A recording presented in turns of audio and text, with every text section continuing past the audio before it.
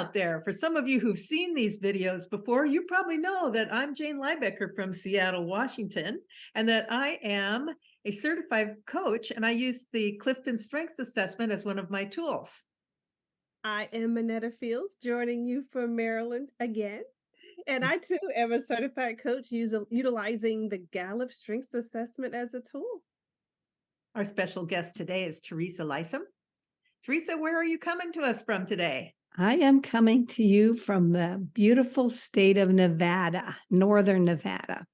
Oh, nice. We're grateful that you're here, Teresa. Could you share with us what your dominant domain is? My dominant domain is relationship builder. Nice. And so, how did you learn about strength?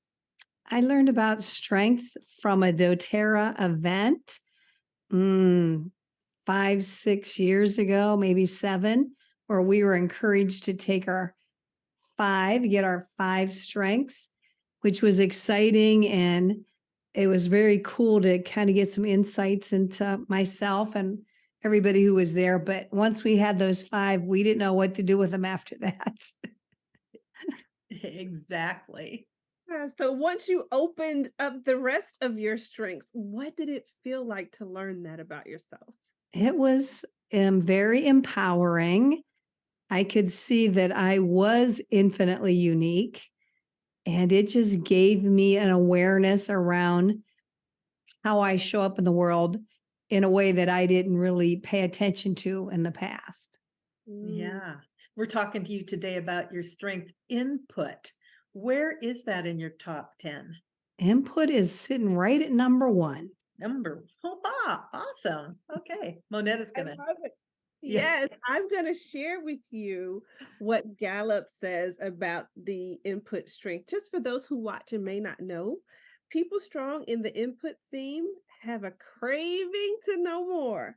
Often they like to collect and archive all kinds of information. Yep. Would that describe you? Yes, it does, to a T. So if input is your number 1 strength, what is your number 5 strength? My number 5 is developer. Okay. So I can see the potential in others, even if they can't. And I like to encourage and be a cheerleader for others to step into that potential. Love it. Can you tell us how you use your input strength by giving us an example? Yeah. I use it constantly, because I have this continual inflow of data, information. I'm always collecting resources, books, videos, you name it. It's just a never ending supply of info, which I love.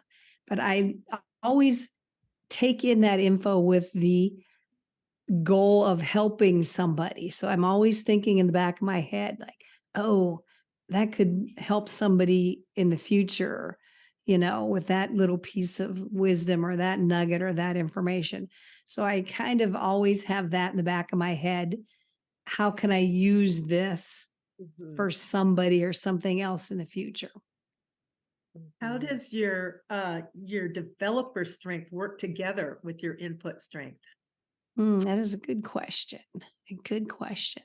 So again, I'm always gathering that information with the thought of how can this benefit somebody else.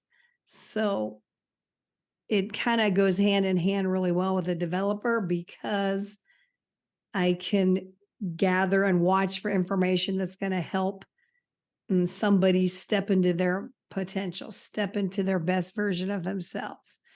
It allows me to be curious and ask questions of people and then be able to plug them into or partner them with the right resources, the right people, the right information that's perfect for them at that point in time.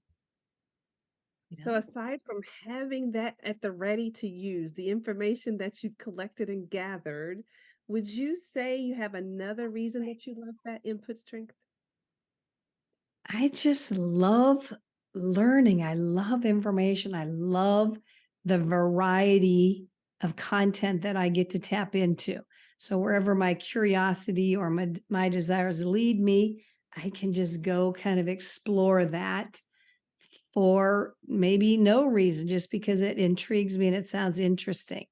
So I love the variety that I get to expose myself to. And I love new insights and new learning that I then can turn around and share with others in a video or just one-on-one. It's just exciting to me. Do you also have learner in your top 10? I do. I heard that in there.